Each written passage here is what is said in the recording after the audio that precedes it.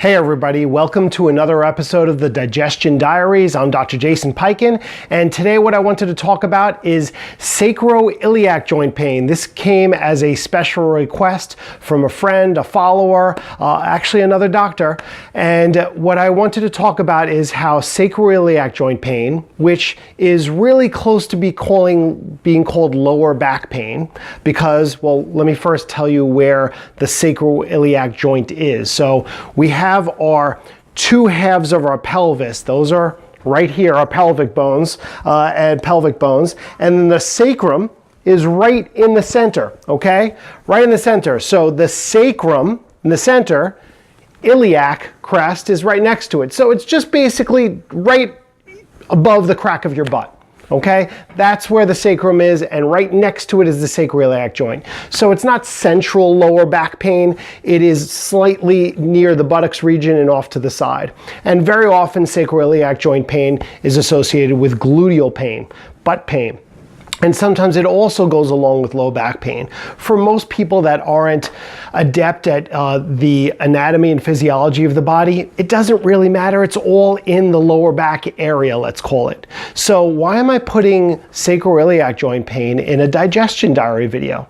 Well, because one of the most very common reasons for lower back pain, sacroiliac joint pain, are lower abdominal issues. You see, when we have gas and bloating in the lower abdominal area, it can create pressure being placed on the intestinal walls that can reflex to certain muscles. So I'm getting into applied kinesiology here. Applied kinesiology is the study of movements of the body and how we can correct any abnormality of movement. So usually why any joint will be uncomfortable is because it's not moving properly. And there are three ways to go about any single problem. Remember, I speak about this all the time. We can address the physical causes of the pain or the stress. We can address the chemistry causes, and we can address the emotional causes. So what I'm going to be doing is explaining for sacroiliac joint pain, lower back pain, the physical, chemical, and emotional causes, and we're just going to discuss them. So, number one, physical. So sometimes it's just because of what I'm doing here, sitting on my butt. Okay, sitting on your butt is not how the body should be. We're built to be up and moving, and the longer a joint stays in one place, typically the worse it feels. Now, you can over move a joint too, but it's really in our society, most people are under moving it. So over moving a joint would be more from really high athletic sports. Well, you could even do it in yoga, but it's highly unlikely if you have a certain level of fitness. Let's talk about the most common, which is you're not moving enough or you're not moving properly. So you sit in one place or you're laying down and you wake up in the morning and you have that achy stiffness, and what happens is the joint isn't moving properly. So physically, what you should do, always think of the top two. You want to find somebody, hopefully it's a chiropractor that knows how to move those joints properly. Better, I think, an applied kinesiology doctor.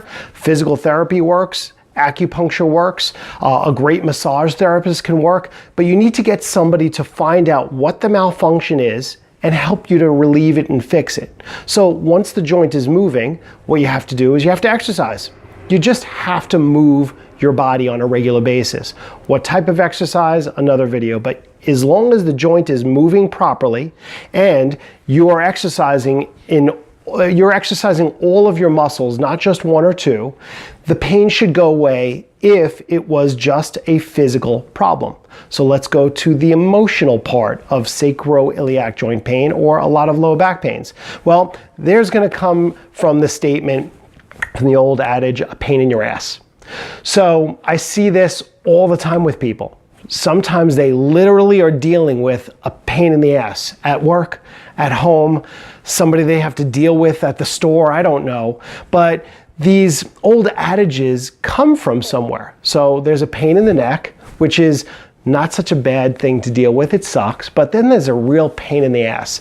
And I don't only believe, but I understand, and it's absolutely true that when we have emotional stresses and tension, it can react with muscles in our body.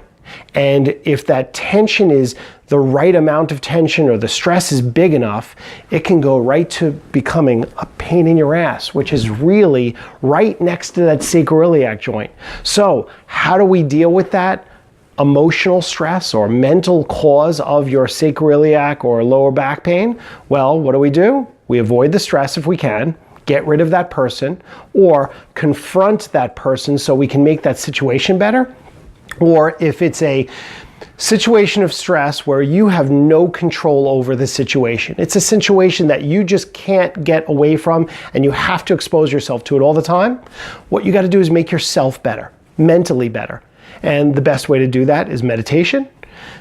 It's exercise, which makes you feel really good. I just posted that yesterday. You're only one workout away from a good mood.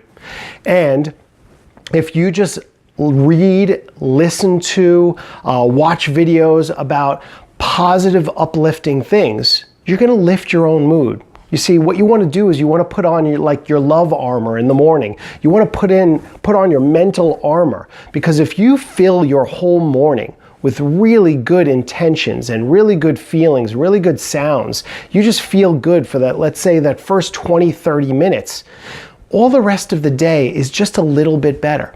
And so there's a way of dealing with emotional pain in your ass, sacroiliac joint pain. So let's go to the chemistry. And since it's the Digestion Diaries, I'm going to focus on digestion. Now there's two things majorly that contribute to that chemical pain in the butt, SI joint, low back pain.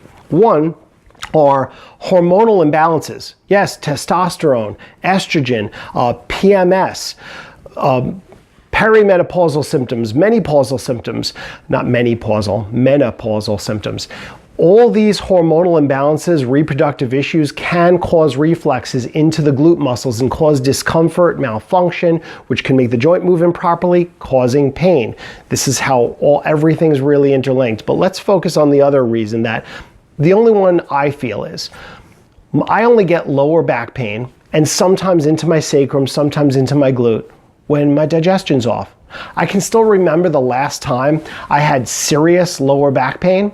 It was a few years ago when we went on vacation and we went to Lake George for a couple days. Now, Lake George is a beautiful place. It was great. It was a nice place to hang out, but there is literally no food in Lake George. All they had in Lake George was pizza and fried things. That's it. It was hard enough to find a salad that where the leaf didn't just flop over and just was sogging with dressing. So I didn't eat very well for a couple days. And then we went to Montreal after that, which much better food, a big metropolitan city, yet there was a lot of fat that I really just wasn't used to. And after a few days of eating very differently than I'm used to, I was literally crouching on the ground after walking around. I couldn't even walk because there was so much sacroiliac joint lower back pain because I was actually bloated. And that bloating, again, can cause a stretch reflex to your large intestine. And then there are certain muscles through applied kinesiology that we have found links to that relate to the large intestine. One pair of muscles is your QL. The QL I'll point to. It's right in the small of your lower back. If that's the center of your lower back, this is just right here on both sides. So if these are achy and sore, could be large intestine. Let's go to another spot. Let's go to the tensor fasciae lata. Most people don't know that, but they do know the IT band. The IT band is a muscle, is a band of fascia, connective tissue that runs all along the side of the leg here. The tensor fasciae lata, or let's just call it TFL to make it easy, is right here on the hip. So you can see if the lower back dysfunction or lower back pain is caused by a digestive disturbance, it could be because of this link. It could be because your large intestine is shutting off this muscle right here or causing it to be inflamed. And if that muscle doesn't work, the whole hip doesn't move as well. Let's go to another major muscle that's associated with the large intestine, and it's your hamstrings. I hope I don't have to point out the hamstrings to you, but let's just do it. So your hamstring is the back of your leg right there. So it's the whole back of your leg and underneath. So if you have a large intestine problem causing a reflex that causes malfunction to your QL, your TFL, and your hamstring, especially let's say it's on one side compared to the other. Well, then what happens? All those muscles short-circuiting on one side, normally functioning on the other, that causes mechanical pain. But no matter how many times you get an adjustment, no matter how many massages you get, no matter how many acupuncture points you stimulate, you still won't be able to relieve that pain unless you get to the ultimate cause, which could be something like the large intestine. Yes, hormonal imbalance, but this is the Digestion Diaries. So another reason to pay attention to your gut, and when somebody has any type of chronic pain, they really need to find a practitioner that can get to the underlying cause of their symptoms. So I hope that bit of information helps. Contact me for any other questions you got. Have a great day.